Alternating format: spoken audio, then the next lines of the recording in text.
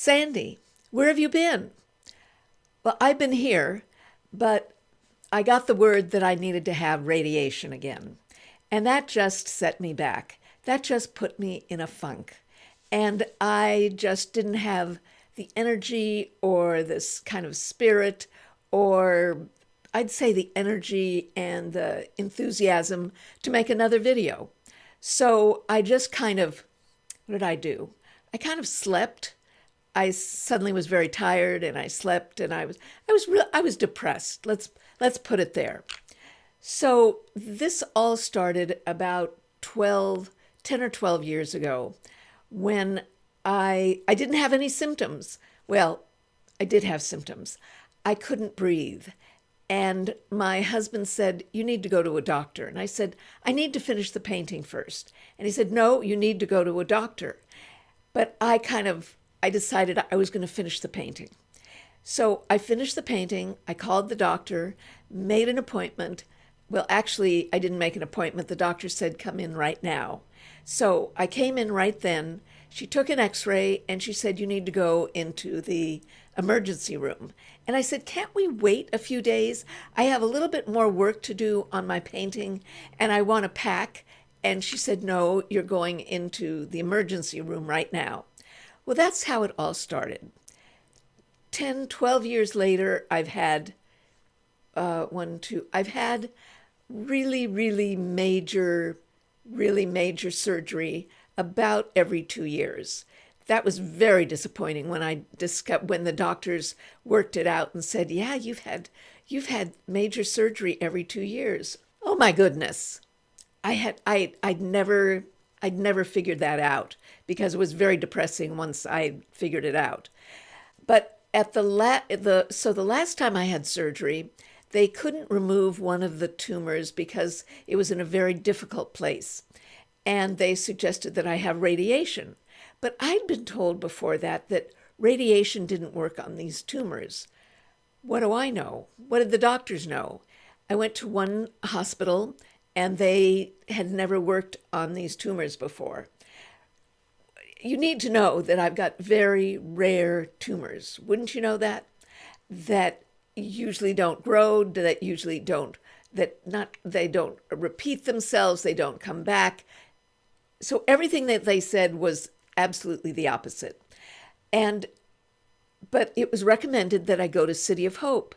And I went to City of Hope and they had no problem. They knew what to do and they started giving me, well, you have to have tests.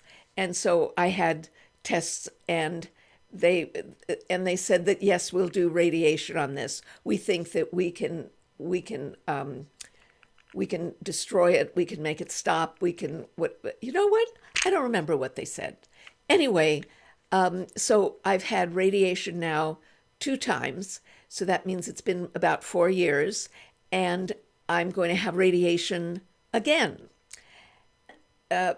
Maybe you'd like to know what they do. It's very interesting because they have this very high-powered radiation and it pinpoints tumors. And they make what do they make? They make kind of a, they make, what do they make? They make kind of a they make a mold. That's it. So they make a mold of your body, or for me, it would be my chest. And they make this mold and they mark you. So I've got black marks, all over my body. Well, not all over my body, but up here, that's one of the ways that they aim the beam at you. And they also put you into into the mold that they've made. And then this radiation machine, it's huge. And it kind of goes over you like that. And then it aims it at you. And the arms go like that, and they aim it at you. Well, I know in the beginning I was terrified. I mean, really terrified. But after I'd had it done once, then the next time I wasn't as terrified. But this time is a third time. And you know what? I don't know if it's being 83, I don't know what, but it really got to me. And I was really depressed. And I just did not have the enthusiasm, the energy, whatever it took, I didn't have. By the way, I'm not alone. Do you follow, are you on Instagram? Do you know the Cancer Fashionista?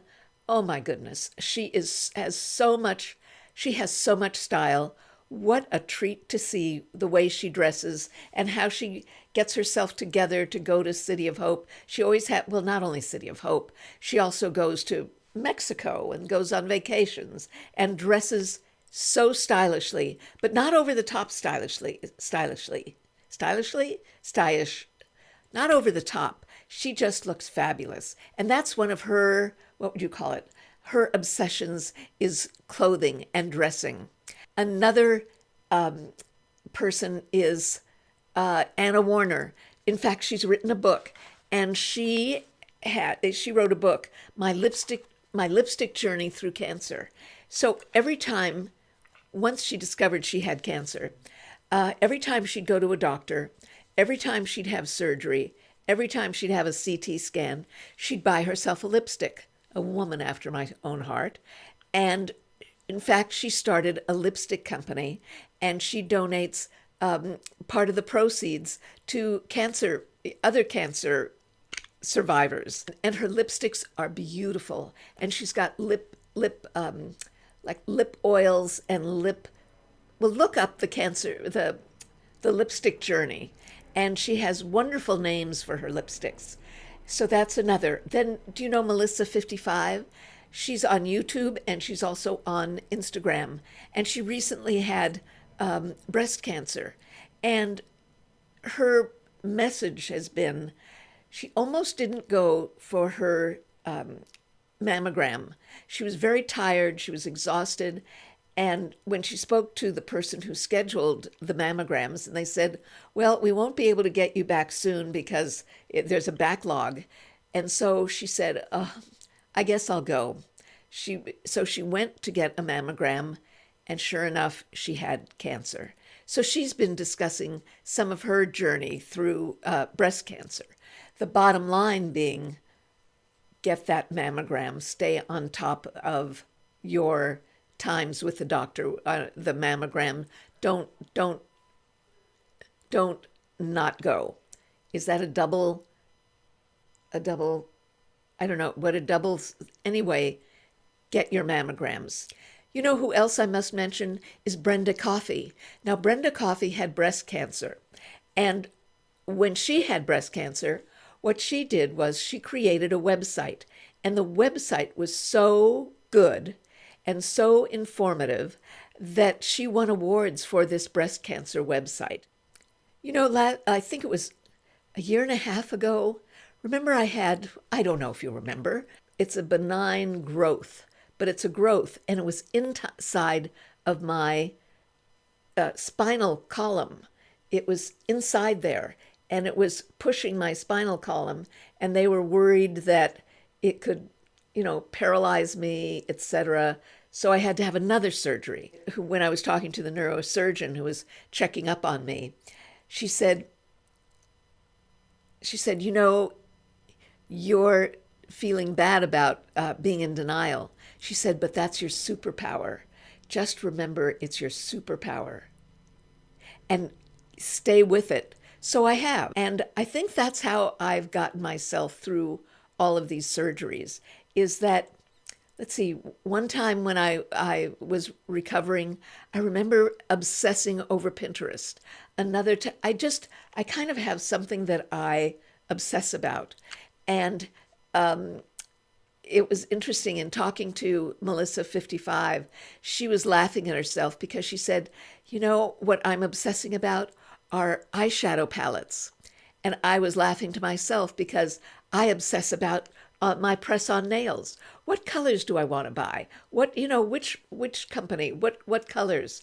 And so I was even now I've been trying to figure out, do I want to wear, I think it's Olive and June have a plaid, pink and red plaid nails, or do I want just straight red nails? I'm obsessing about that. And to be honest, I haven't decided. You probably think I'm nuts, but you know what? I say whatever gets you through the night, be it obsessing about lipstick, press on nails, eyeshadow palettes, clothes, whatever gets you through the night, you think about. And when I went to the last time I went to City of Hope, I remembered to really dress in a memorable way. Don't ask me what was I wearing. Uh, you know what? I can't remember what I was wearing, but I remembered having bracelets and what else? And I was wearing a scarf around my shoulders. I think it was a Levi. I thought it was a denim shirt. And what else was I wearing? Whatever I was wearing, one of the nurses said to me, "Gee, I really like your bracelets." "Oh, and that scarf is pretty." "My goodness," she said, "I like everything about you." So I figure it's fun for people to see me. It kind of gives people something to smile about, be it my clinking bracelets or a pretty scarf, a nice lipstick. She also loved my nails. Now that's another thing. I must tell you, nurses love my nails. We always get into a discussion. They never believe it's press-on, and they are always amazed that they are press-on. So they all write in a corner someplace, what my nails are and the color, etc. So it's a kind of a way that we communicate together. Something else. Remember when I asked you last time to please stay watching, keep your computer or your iPhone on. If you're tired of listening to me and you don't want to listen anymore to me, just have it play to the end and then go get some coffee. Go get, the last time, go get a chocolate sundae. Go do some watering. Do whatever you want, but let it run to the very end, because then the algorithm thinks, "Oh, this must be a very interesting video because people are listening to the end. So let's promote it and show it to more people." And that's just what happened last time. You did it. And I got a message on my iPhone saying, length of listening, or what do they call it? Whatever they call it, is up. And they give me, the green thumbs up, and it's fabulous. And they sent me a message. This video is doing better than blah, blah, blah, because they're watching to the very end. You have power. See, you have power. So I'd appreciate it. Just listen to the end, or don't listen. Watch. Just let it keep on running. Okay? Great. I enjoy being with you all. I enjoy the whole process. I like finding products and looking for things and seeing what works and what doesn't work. So I'll be back as soon as I can.